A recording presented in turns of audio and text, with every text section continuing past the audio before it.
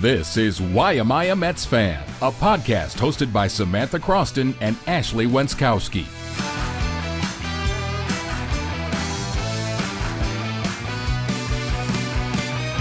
Hi, everybody. Welcome into another episode of the Why Am I a Mets Fan podcast. That's Ashley Wenskoski. I'm Samantha Croston. Be sure to like, comment, and most importantly, subscribe. We also decided our new nicknames might be Trial and Tribulation. No, Trial and Tribulation. What do you think? I'm Tribulation. There's been a few. We were just discussing a few trials and tribulations today. It's hot out. Like, right. I just need to start there. All right, so let's at least say something so everybody knows. I wish we had a bigger audience here so we could all be like, hey, give it up for Ashley, everyone, and everyone can start cheering for her. She has been out in legitimately 92-degree heat waiting on Syracuse football. It's been multiple hours. It's been a long road for her. She was able to get in. She was able to chat. Sometimes those things aren't organized in a way that is quite so efficient. And she was waiting outside for a long time. So she may be tanner than the last time you saw her, but she is also Sweatier, more tired, feeling a little, Your hair is not giving sweaty at all, though. Oh, thanks. I gotta say. Nice of you. Thank you. It's giving football training camp means that it's also training camp for me. And for anybody, all involved. Yeah. You guys do. I know that many of you who watch this know that we are Syracuse sports reporters. This is just a side job. But our actual job is to cover Syracuse sports. And it really is a little bit of a ripper, I have to say. We will go essentially up and cover the team maybe, 3, 4, sometimes 5 times a week. But this is also the fun part of it. I think being around Syracuse football is kind of what makes, this is why we like to do this job. So we're excited for it. Now on to the Mets. Football season's here. So is nearly playoff baseball season if, in fact, the New York Mets find themselves there because they are trying to play their way out of it. Yeah, let's get into it. My God. She titled this episode Rock Bottom. I don't know what else you could possibly say. It's in ranting mode at this point. The Mets have lost 7 straight, 11 of their last 12. They haven't won a game since last Sunday. It's you start to question your fandom at this point, I think. Yeah, you start to question, or you start to believe in the title of this podcast. Why am I a Mets fan? To say that this week was unfortunate for the New York Mets would be an understatement. They have now found themselves 5.5 games behind the Phillies in the NL East in the division, and they're holding on. Now listen, I have done a few hit the panic buttons through this year. They are holding on to a playoff spot, to the final NL wildcard spot by 1.5 games over the Cincinnati Reds. This was a team that was obviously holding on to first place in the division for the large majority of the season. They were at least going back and forth with the Phillies in that fight for the entirety of the season. This week, and their inability to win a game really did them in. I don't really want to go game by game. I personally don't really care to do that for the sake of my mental sanity right now.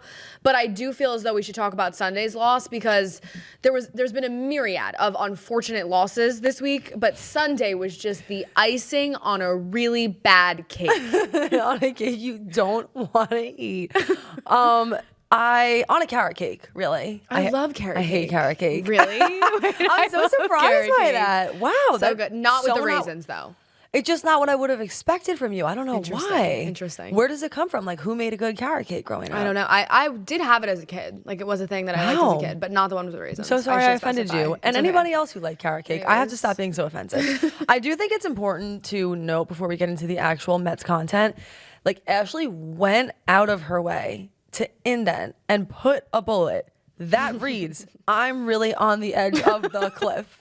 She wrote that. Let's go into it. Personifies a few things right now. It was a 5-0 lead. It became a 7-6 Mets loss. It was beautiful, perfect, gorgeous Mets. It was just meet the Mets. That's what it was. Step right up and beat the Mets. Mets were out. They were up on a 5-run lead after Beatty, Mullins, homers, Soto, McNeil, RBIs. Everybody eats, right? Manaea blew it in some way. 4 innings pitched, 6 hits, 4 earned runs, 5 strikeouts.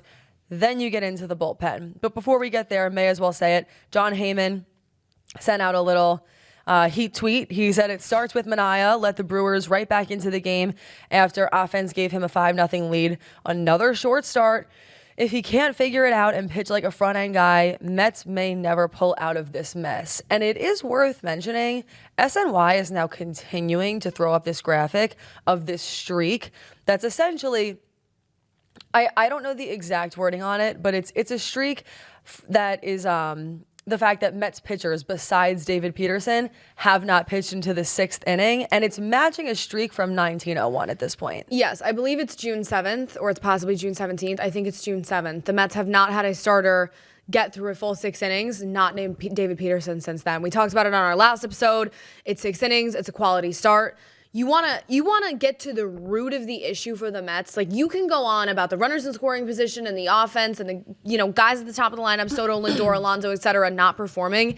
You are not going to win baseball games if your starting pitcher cannot get through the 4th or 5th inning, and that's where the Mets have found themselves. I have a stat on here again this weekend. I'm not saying, they only scored a couple runs Friday night. Saturday night, they scored 4 or 5, but then Sunday, you score 6 runs, you can't win. Kodai Senga, 4 1/3 on Friday, 1 earned run, 3 runs. Frankie Montas, 3 innings pitched, 1 earned run, 3 runs. Sean Manaea, 4 innings pitched, 4 earned runs. That's a collective 11.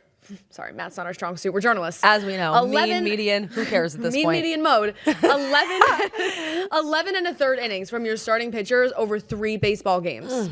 I mean, brutal. I'm not going to excuse the bullpen performance, and that's with Senga and Manaea. You're 2 supposed to be top of the front of the line starters. It's not going to cut it. Yeah, that's disgusting, and we will get into it, but I know that a lot of people are trying to blame Mendoza. We'll get into it. I think if you want to be, a reasonable human being, you will admit the fact that there are a few different factors at play here. Yeah. Yes, the Mets are really, really struggling to hit with runners in scoring position. That has been thematic for I don't even know how long. Yes, the pitching is not going the way it should be going, and the pitchers aren't giving you the length that you really need to get through the game.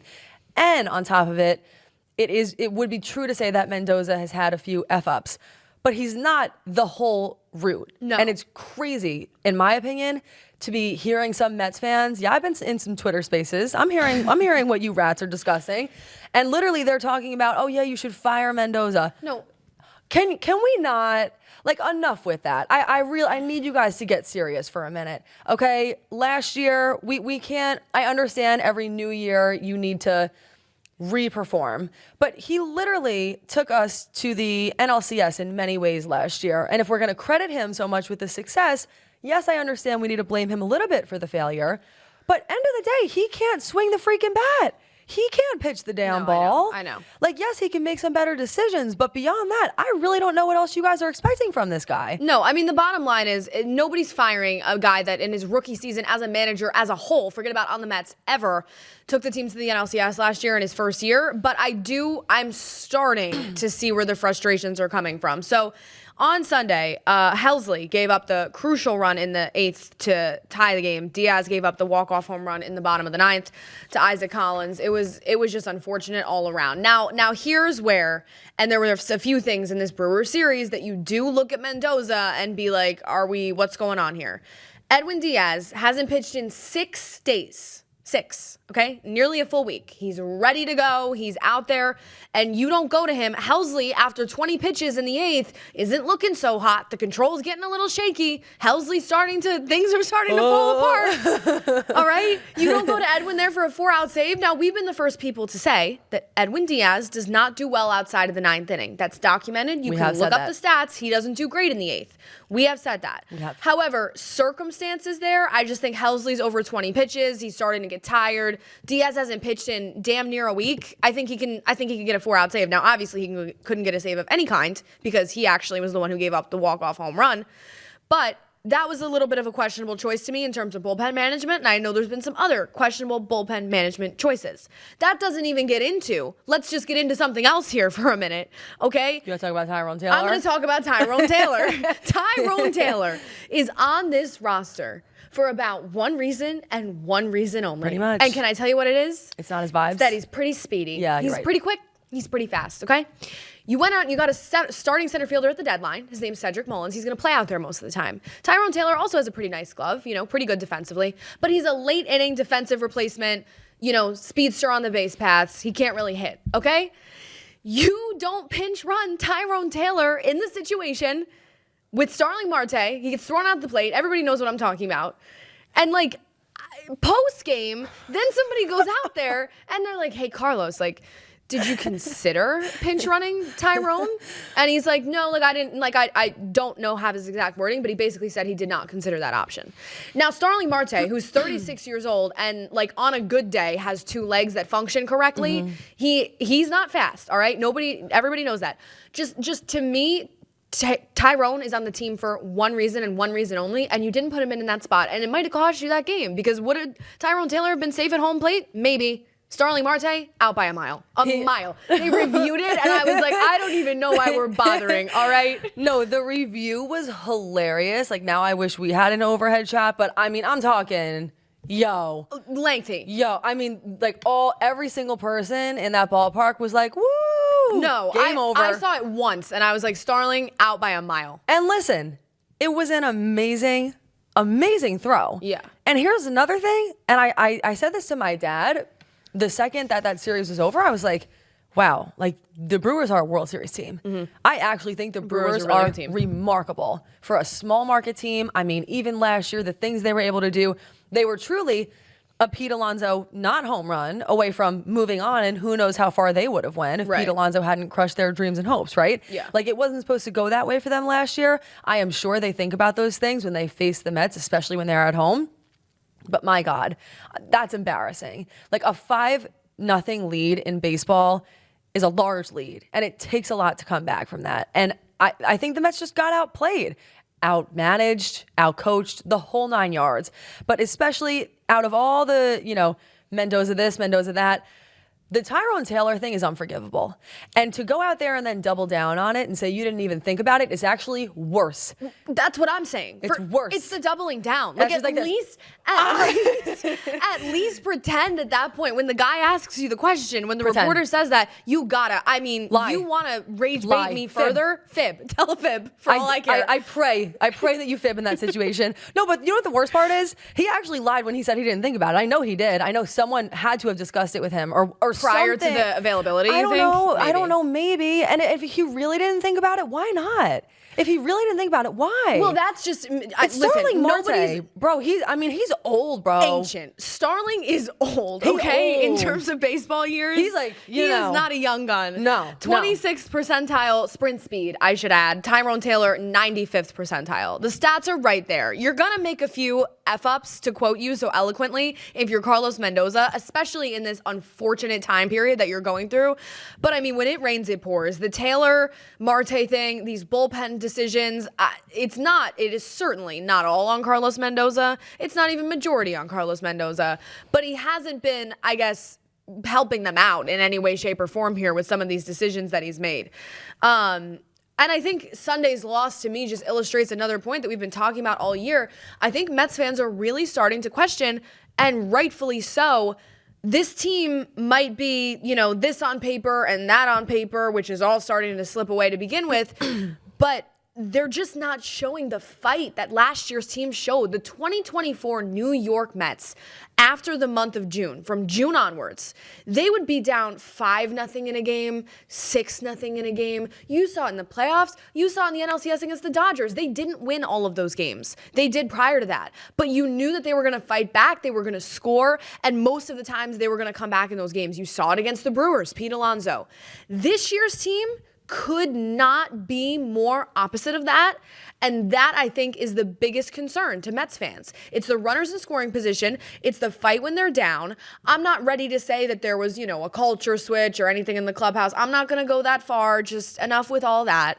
But there is something starkly different when you compare these two teams. And that, to me, has been the difference, at least to this point on August 11th. And actually, it's funny because you mentioned that you think that is Mets fans' biggest concerns. I actually think there are a lot of Mets fans that are off the mark right now in discussing, Mendoza. And listen, the Tyrone Taylor thing, I think, is a great example of a true mess up from Mendoza. Yeah. Tyrone Taylor, little engine that could. Starling Marte, big engine that could not. Could not.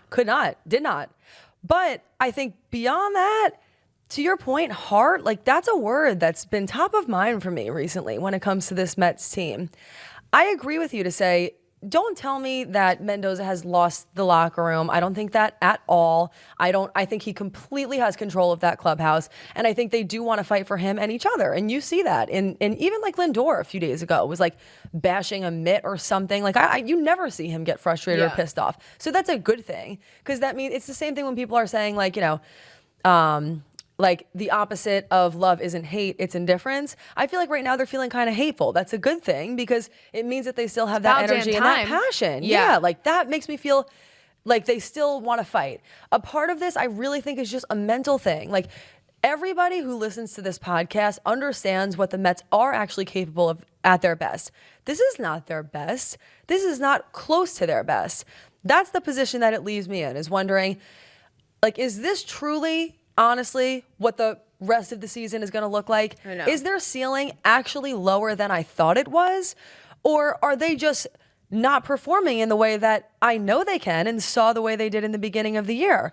I mean, if I had to name and list really one concern of all of it, it probably is the starting pitching. Because to your point, like that whole runners in scoring position, don't you just feel like you get this sense like they'll come out of that funk at some point? Mm-hmm. And the crazy thing is, it's like even with the bullpen, okay, there were some issues. You want to talk about Edwin Diaz, but come on. Edwin Diaz has been great the whole year. I don't even care about that. I really don't. Yeah. Other things are the problems. The bullpen, I actually think you're going to end up finding down the line that the bullpen's okay. So I do think a big question right now is a matter of the starters, which is why I kind of was saying at the trade deadline, I'm not going to act like I predicted something or knew this is going to happen, but this was the worry with not going out there and getting a starting pitcher because you kind of need one right now, And you had no guarantee at the time that Senga and Minaya were going to be vintage 2024 Senga and Minaya. You just didn't. And now that hasn't happened, and I know this is later in the episode, but my God, can we just discuss it a little bit? Like, you got to bring somebody up from AAA. I know. I don't want Frankie Montas. Bye, Frankie. Bye, Frankie. See Montas you to Siberia. Later. No, but with what we're talking about, I think there's two things, right? We're talking about the fight thing, and that's not just an observation. It's not just this is, how I feel. The Mets are only one of 3 teams in baseball to not win one game this season when trailing after 8 innings. They have not come back to win the game when trailing after 8 the entire year. So that's a fact. But then secondarily, I mean, we're talking about, we know they're better than this, and to some degree we do, right? They were a first place team for a lot of the year.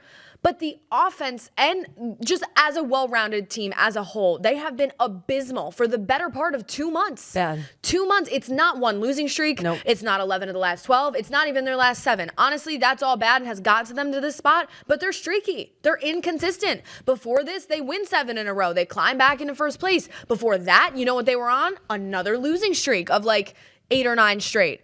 The Mets offense since June 30th is literally one of the worst offenses. It is the worst offense in baseball. Runs per game, 3.91. They're averaging 3.91 runs per game since June 30th. That is the worst in baseball. Their batting average, 224, 29th in baseball. Extra base hits, 28th. OPS, 666, 29th in baseball. That is, for the large part, a month and a half ago, bordering on 2 months ago. You have been one of the worst lineups in Major League Baseball. All I have to say is I don't think it's Mendoza, so let's just get that out of the way. But something has to give here at some point.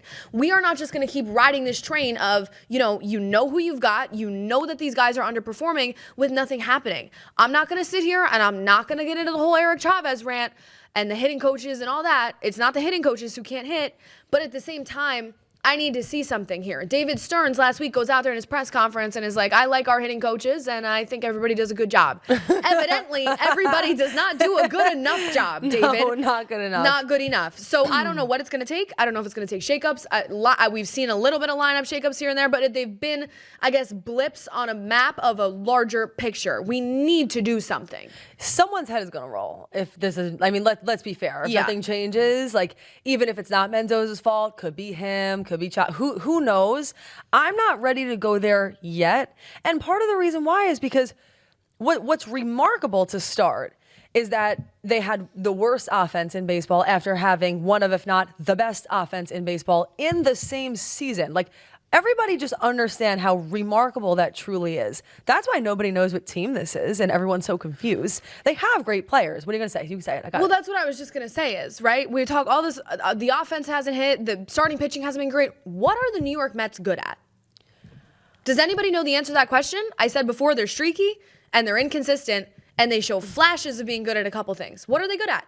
But they were consistently good in the beginning of the year. That also wasn't like a 7-game situation. They legitimately were the best team in baseball, had the best record. And that's what I was actually going to say before all this is what's even more remarkable is that despite how terrible they've been playing, still, I think if the season ended today, they would be in the playoffs, yes? Yeah, They'd barely. be a playoff the final team. wild card. But I'm just saying. I know. It's just crazy to think that still at this point, and I totally get it. Like, it's so New York, it's so us. Yeah. We're like, the Mets suck. They'd literally be playing postseason baseball. I know.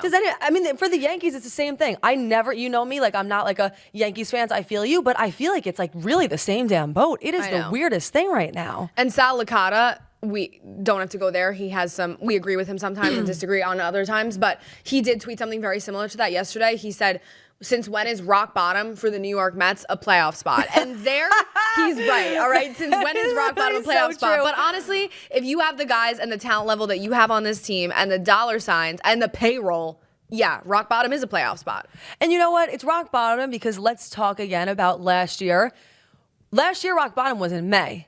Yeah. Glove thrown into the stand. That was May. Right.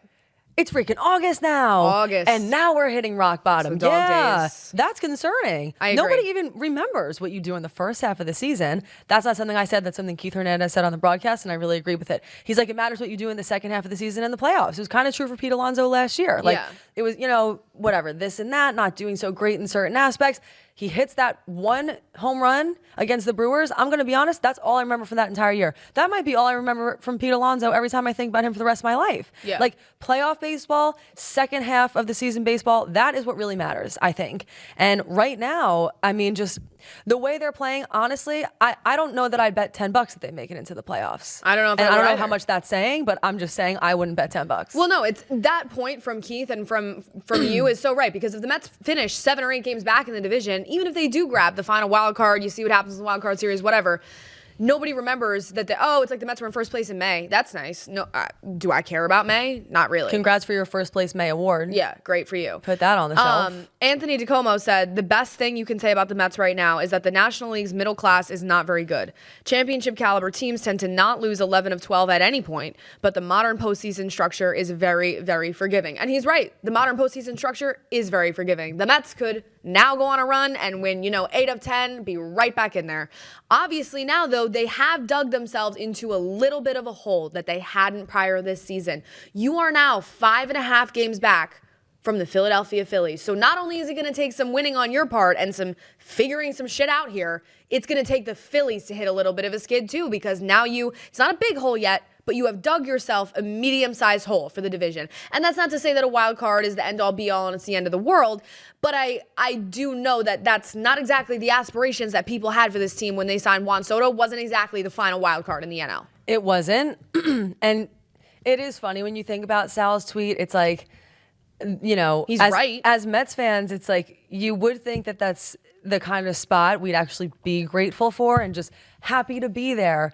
But I don't think a lot of Mets fans feel that way anymore. And to take it a step further, I actually think that they should feel valid and feeling disappointed right now. Because when you got Juan Soto, wasn't the whole thing that, management and the decision makers in the Mets organization, wasn't their whole spiel, we're not the little brother anymore. We're going to be the big brother in New York. And honestly, the Yankees are a mess too. But if you were supposed to get Juan Soto and then be one of the top consistent teams in baseball, you haven't shown that yet. Thought that was a situation back in May. But again, May is just a forgettable month in baseball. It just is.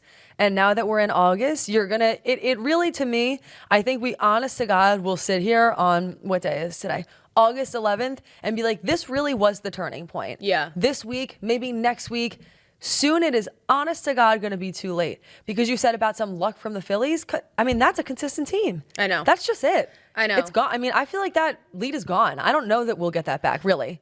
I don't know. And the 2024 Mets, you're right by saying, like, last year we were happy to be in the door, right? You were the Mets happy to be invited to the party, right? The playoffs, nobody expected that. They went on a run in the second half of the season. Then they go on this crazy run to the NLCS. I mean, they get through the wild card round. They just dominate the Phillies in the NLDS. You were really just happy to be there. You didn't expect that from them. Nope. In 2024 in spring training, that weren't the expectations. Things shifted this offseason with the addition of Juan Soto and other notable additions, right? But just with how things went down last year, if you're a Mets fan, you're just not happy to be in the door anymore. This was not what you were promised for this season, and you are, I think, right to feel disappointed if they, you're certainly right to feel disappointed if they miss the playoffs, and I think you're also right to feel disappointed if they barely eke in and maybe barely make it out of wild card round or lose in the wild card round. I love when you say eke. I know we're in a bad situation when you say eke.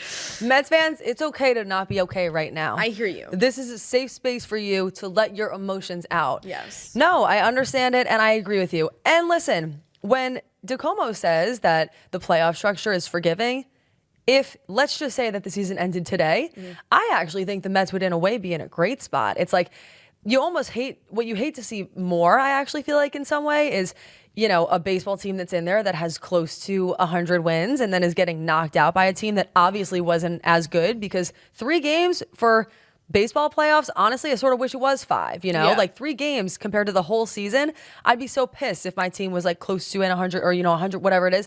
And then you go and play 3 games and lose. Like, that's not really what I signed up for either. Like, why watch 162 games to watch that? Yeah. But so I actually feel like for the Mets, okay, I actually feel like if the season ended today, who even cares at that point? You know, wild card, you just kind of see what happens. And it is also true to say, once the playoffs start, it's a new season. That's just true. And I think how their legacy will ultimately be remembered this year is A, of course, whether or not they make the playoffs, but then B, how far they make it. But again, it's like right now, you don't feel hopeful. There's nothing that really makes you feel any sort of faith that this team could go through. And I have to say, the stat that I found interesting that you brought up, because I've heard this before, I heard Steve Gelbs mention it, was that whole they haven't won if they were losing in the 8th inning. I first of all would like to know, and James Buckley, I'm calling you out here, so please let me know this in the comments.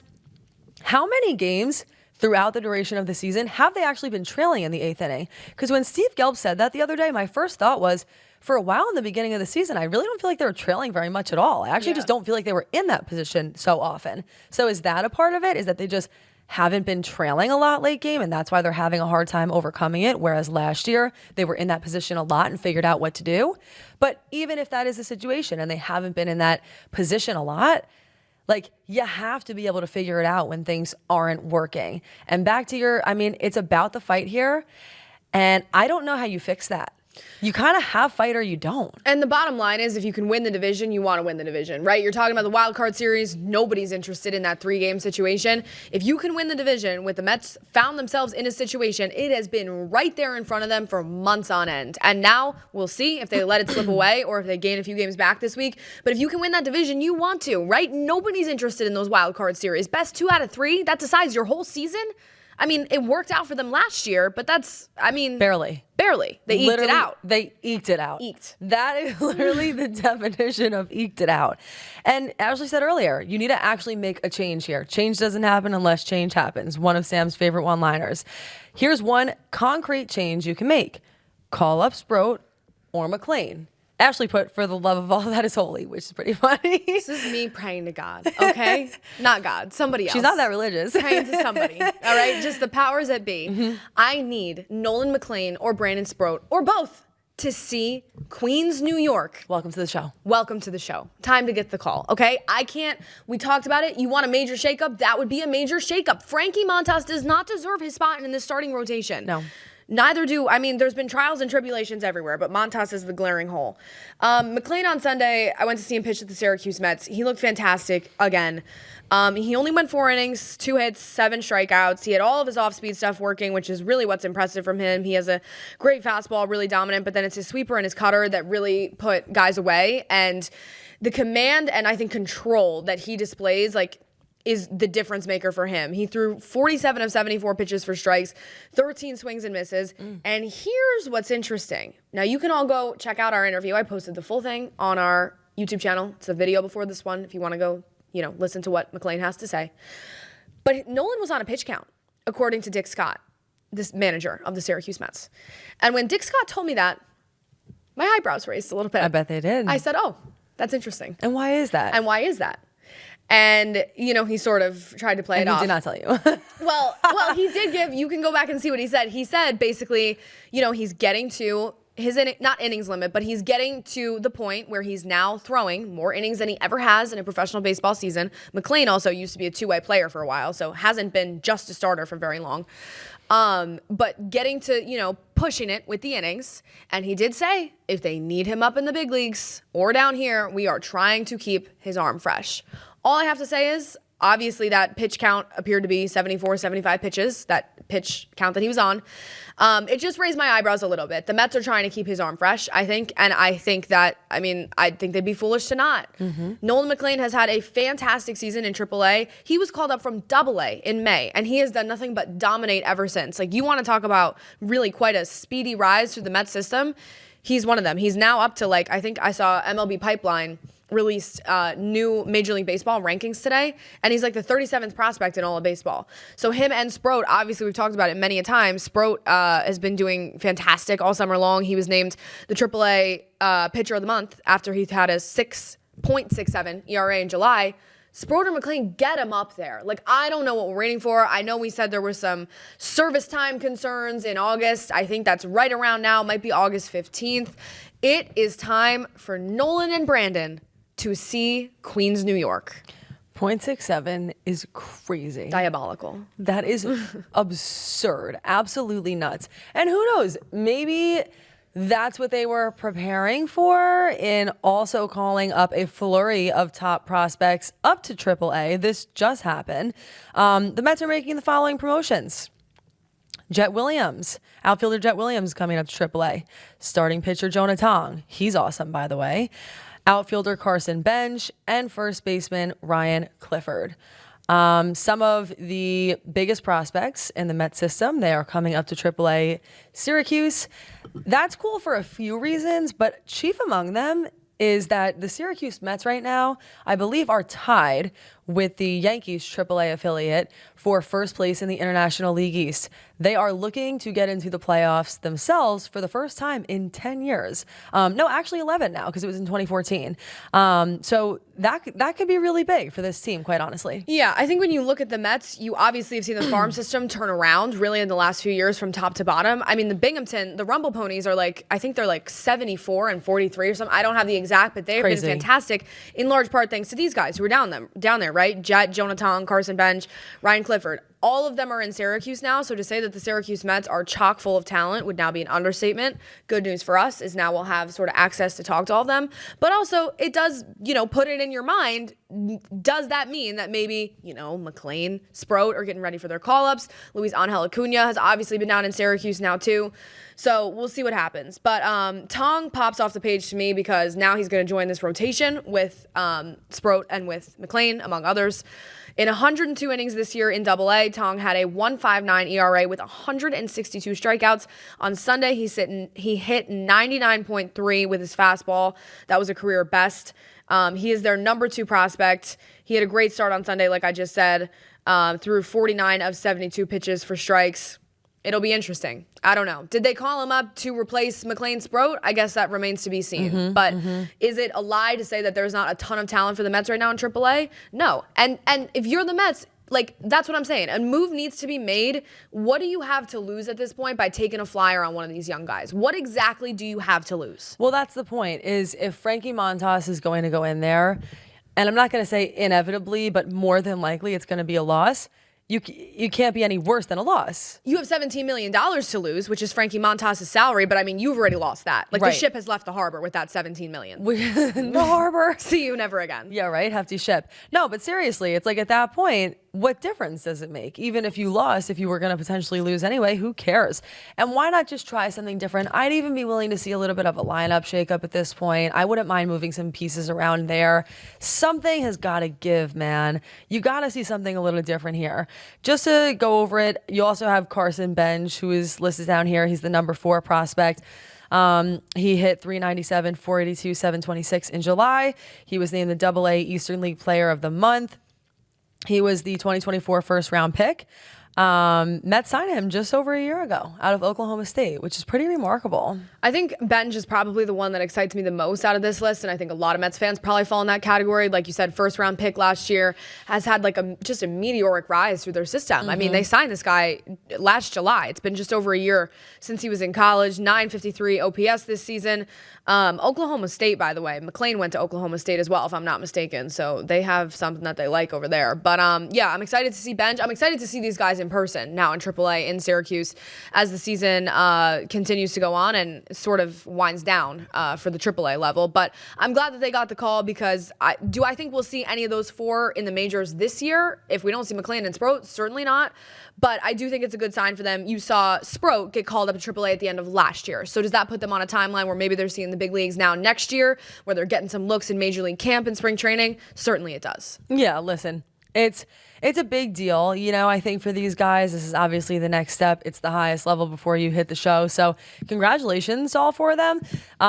For Carson Benge, one other thing I wanted to add, I was watching some of his highlights today because I was cutting it for the show. Speedy on the base path. Could have been a dude who was in there instead of Starling Marte. I'm just going to say it. He's good. I do think he has a lot of steals on the season as well. He seems like a super athletic guy, so excited to see what he's able to do.